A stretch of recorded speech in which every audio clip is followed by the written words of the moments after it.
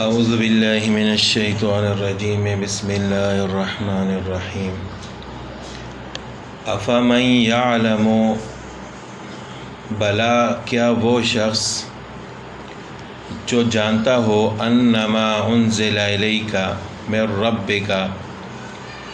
کہ جو آپ کے رب کی طرف سے آپ کی طرف نازل کیا گیا ہے الحق کو وہ حق ہے، یعنی ایک وہ شخص ہے کہ جو آپ صلی اللہ علیہ وسلم کو اور آپ صلی اللہ علیہ وسلم پر جو وحی نازل ہوئی ہے اس کو حق سمجھتا ہے۔ کمن ہوا اعمی، کیا وہ اس کے برابر ہو سکتا ہے جو اندھا ہے، یعنی جو حق کو نہیں پہچانتا، نہ آپ صلی اللہ علیہ وسلم پر ایمان لاتا ہے نہ قرآن پر ایمان لاتا ہے، تو کیا یہ جاننے والے اور نہ جاننے والے یعنی حق اور باطل والے دونوں برابر ہو سکتے ہیں؟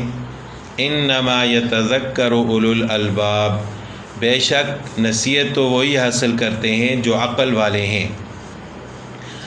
اب یہ حق اور باطل والے کون لوگ ہیں؟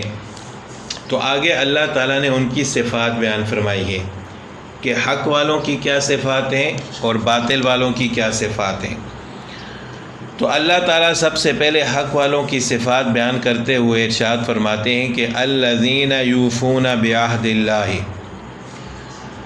حق والوں کی سب سے پہلی صفت یہ ہے کہ وہ اللہ کے عہد کو پورا کرتے ہیں، یعنی یہ وہ لوگ ہیں جو انہوں نے اللہ سے عہد کیا ہے اس کو پورا کرتے ہیں۔ اس عہد سے کیا مراد ہے؟ اس عہد سے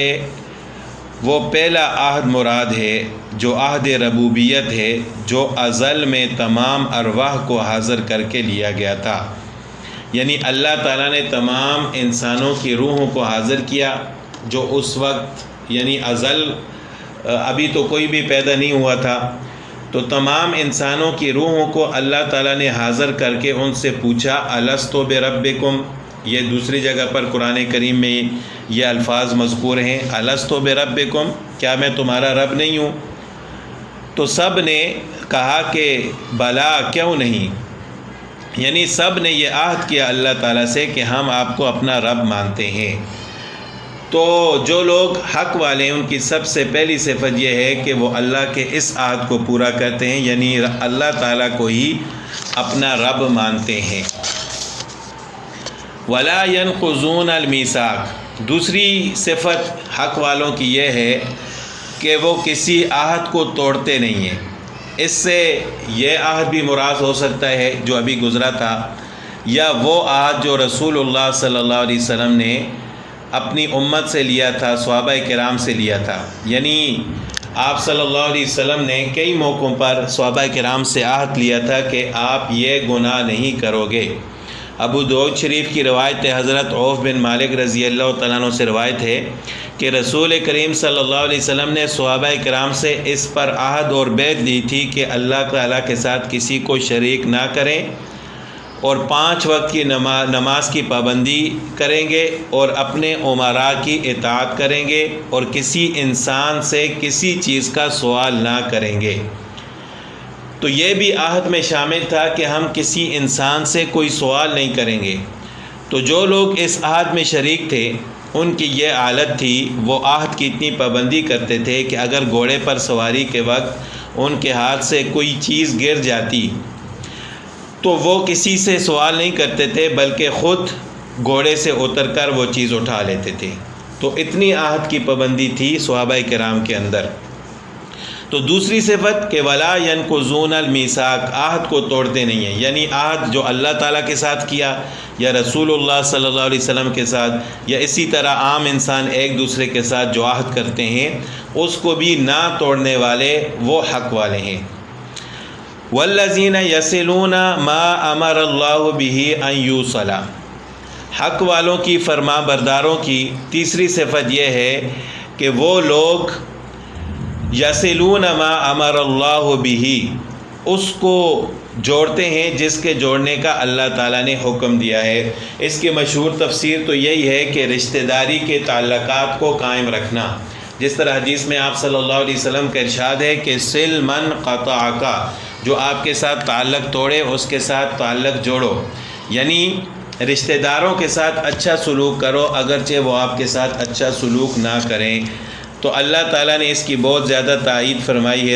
فرمائی ہے کہ اپنے رشتہ داروں کے ساتھ اچھا سلوک کیا جائے، اور صرف بدلے پر نہ کیا جائے کہ وہ اچھا سلوک کریں گے تو ہم بھی کریں گے، اگر وہ اچھا سلوک نہیں بھی کرتے تو تب بھی ان کے ساتھ اچھا سلوک کیا جائے۔ یہی جو ہے حق والوں کی اور فرمانبرداروں کی صفت ہے۔ وَيَخْشَوْنَ رَبَّهُمْ، اور اپنے رب سے ڈرتے ہیں، یہ چوتھی صفت ہے حق والوں کی اور اللہ تعالیٰ کے فرمانبرداروں کی۔ اب یہاں پر اللہ تعالیٰ نے لفظ یخشون یعنی خشیہ کا لفظ استعمال کیا ہے، خوف کا لفظ استعمال نہیں کیا۔ خوف اور خشیہ میں فرق یہ ہے کہ خوف اس ڈر کو کہا جاتا ہے جو کسی کے نقصان سے، یعنی کسی سے یہ ڈر ہو کہ یہ مجھے نقصان پہنچائے گا، اس ڈر کو خوف کہا جاتا ہے۔ جس طرح انسان درندوں سے ڈرتا ہے، درندے کا خوف ہوتا ہے، موذی جانوروں کا خوف ہوتا ہے، یا موذی انسانوں کا، بعض انسانوں سے بھی انسان ڈرتا ہے کہ کہیں مجھے نقصان ہی نہ پہنچا دے۔ اسی طرح جو بھی چیز یعنی جس کے نقصان سے انسان ڈرتا ہو اور خوف کھاتا ہو اس کو خوف کہا جاتا ہے۔ اور خشیہ یہ نقصان سے بچنے والا خوف نہیں ہے، بلکہ خشیہ اس خوف کو کہا جاتا ہے جو اس شخص کی عظمت اور محبت کی وجہ سے دل میں پیدا ہو۔ اس کی عام مثال جس طرح شاگرد کو استاد کا خوف ہوتا ہے، اولاد کو والدین کا خوف ہوتا ہے، چھوٹے بھائی کو بڑے بھائی کا خوف ہوتا ہے، اور اسی طرح ہمیں جو اللہ تعالیٰ کی ذات سے خوف ہے اس کو خشیہ کہا جاتا ہے۔ اس خوف کا مطلب یہ ہے کہ ہم سے کوئی ایسا کام سرزد نہ ہو، کوئی قول و فعل ایسا نہ ہو جو اللہ تعالیٰ کے نزدیک ناپسند ہو، مکروہ ہو، کہ اللہ تعالیٰ اس پر ناراض ہو جائیں۔ اس خوف کو خشیہ کہا جاتا ہے، اور جو کسی کے نقصان سے انسان ڈرتا ہے تو اس کو خوف کہا جاتا ہے۔ اسی وجہ سے آگے اگلا اللہ تعالیٰ نے فرمایا کہ وَيَخَافُونَ سُوءَ الْحِسَابِ، اور وہ برے حساب سے ڈرتے ہیں۔ وہاں پر خوف کا لفظ استعمال کیا، لیکن جب اللہ تعالیٰ نے اپنے بارے میں فرمایا کہ یخشون ربہم، وہ لوگ اپنے رب سے خشیت رکھتے ہیں، ڈرتے ہیں، وہاں پر اللہ تعالیٰ نے خشیہ کا لفظ استعمال فرمایا۔ وَيَخَافُونَ سُوءَ الْحِسَابِ، یعنی وہ لوگ جو برے حساب سے ڈرتے ہیں، برے حساب سے مراد حساب میں سختی، یعنی سختی مراد ہے کہ اللہ تعالیٰ ہم سے حساب لیتے وقت ہم پر سختی نہ فرمائیں۔ حضرت عائشہ صدیقہ رضی اللہ تعالیٰ عنہ کا ارشاد ہے کہ انسان اللہ کی رحمت سے نجات پا سکتا ہے،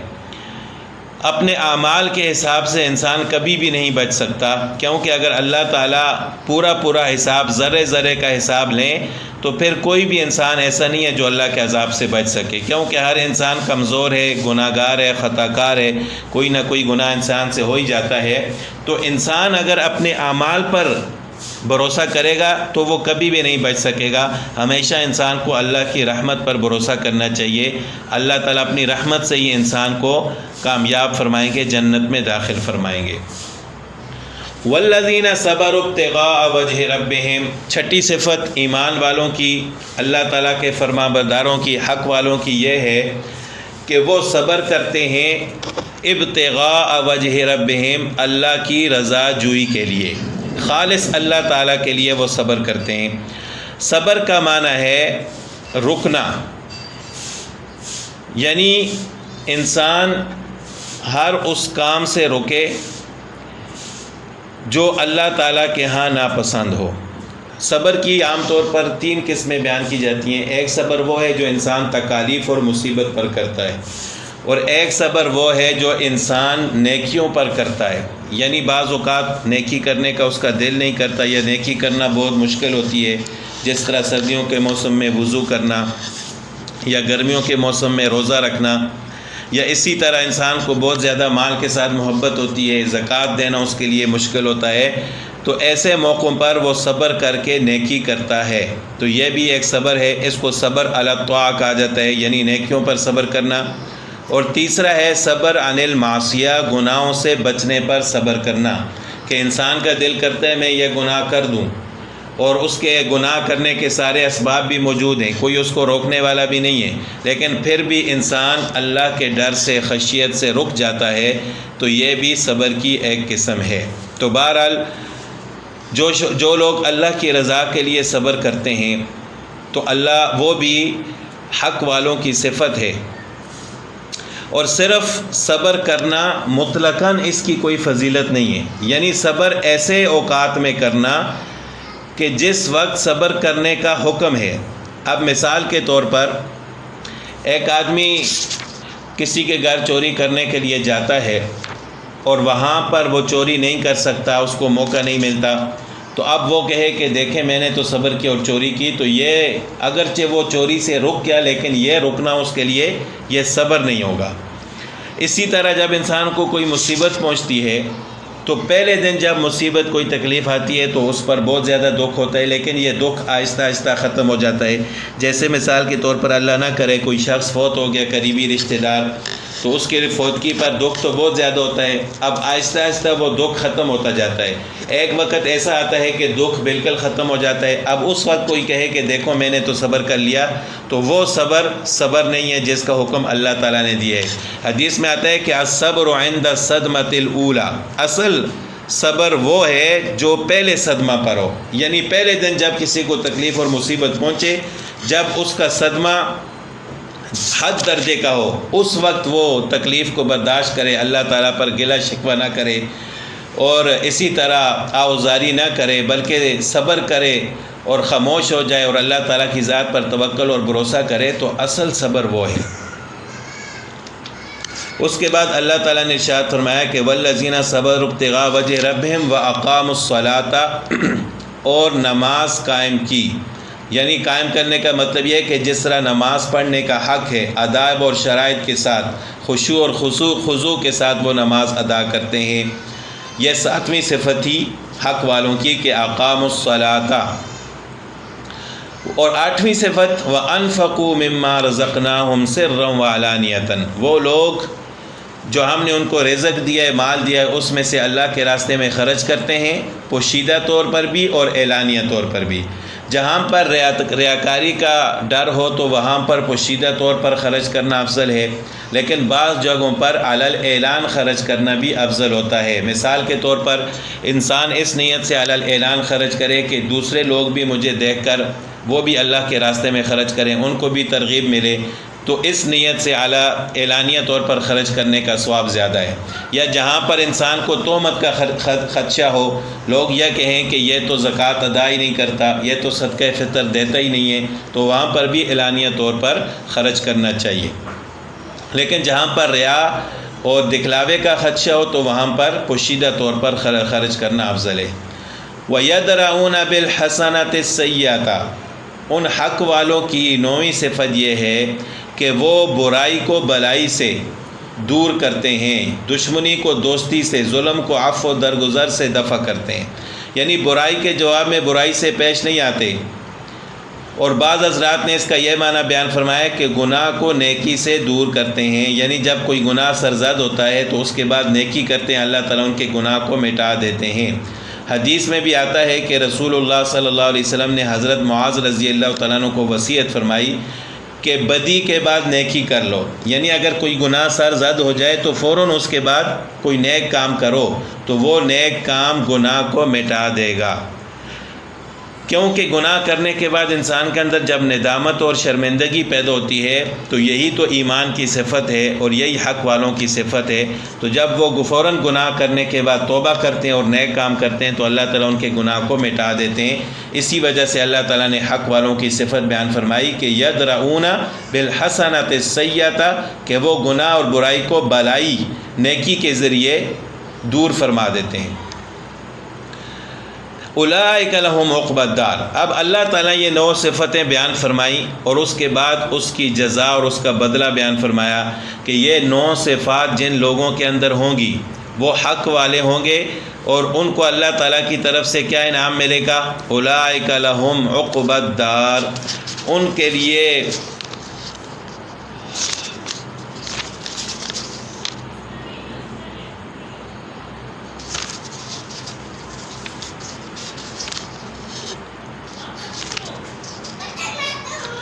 اولئک لہم عقبی الدار، ان کے لیے آخرت کا گھر ہے۔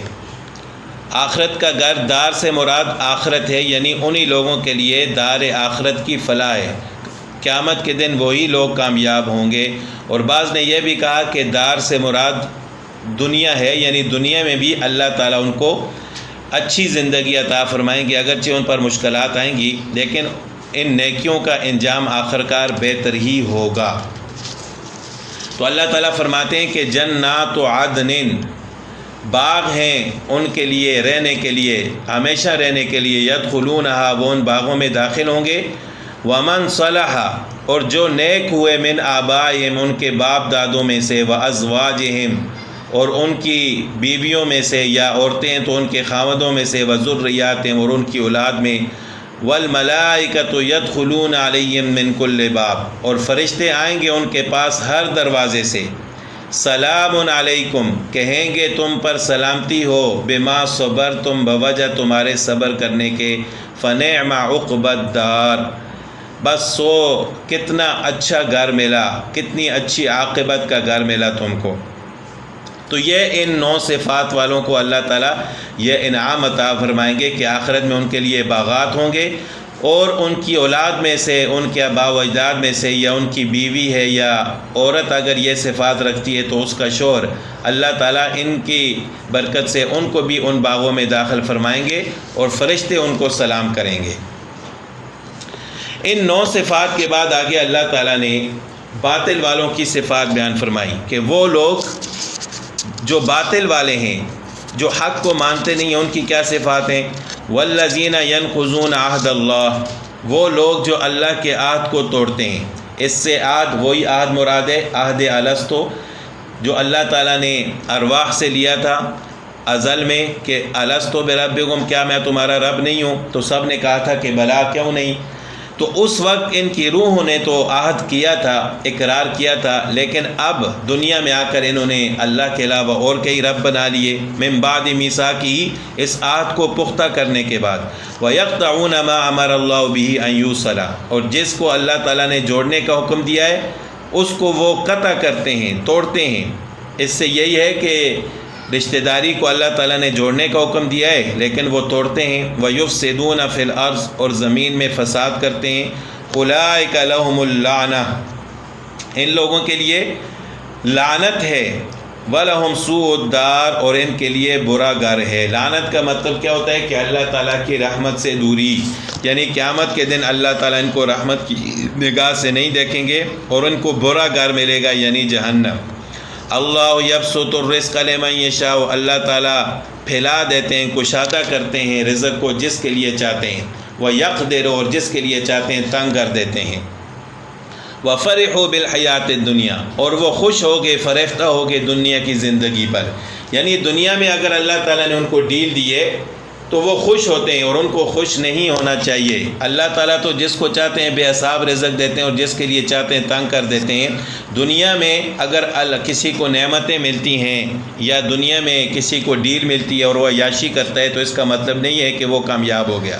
وَمَا الْحَيَاةُ الدُّنْيَا فِي الْآخِرَةِ إِلَّا مَتَاعٌ،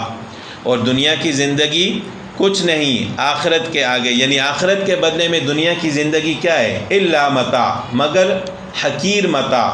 تھوڑے دن کا نفع ہے۔ دنیا کی زندگی تو بہت ہی کم ہے آخرت کے بدلے میں۔ تو اگر دنیا کی زندگی میں تھوڑی سی عیاشی کر لی تو آخرت کے بدلے میں اس کا کوئی مقام نہیں ہے۔ آخرت کی زندگی بہت لمبی ہے، اور وہاں پر جو اللہ تعالیٰ اپنے بندوں کو انعام و اکرام عطا فرمائیں گے وہ دنیا کے بدلے میں بہت ہی زیادہ اور ہمیشہ ہمیشہ کے لیے ہوں گے۔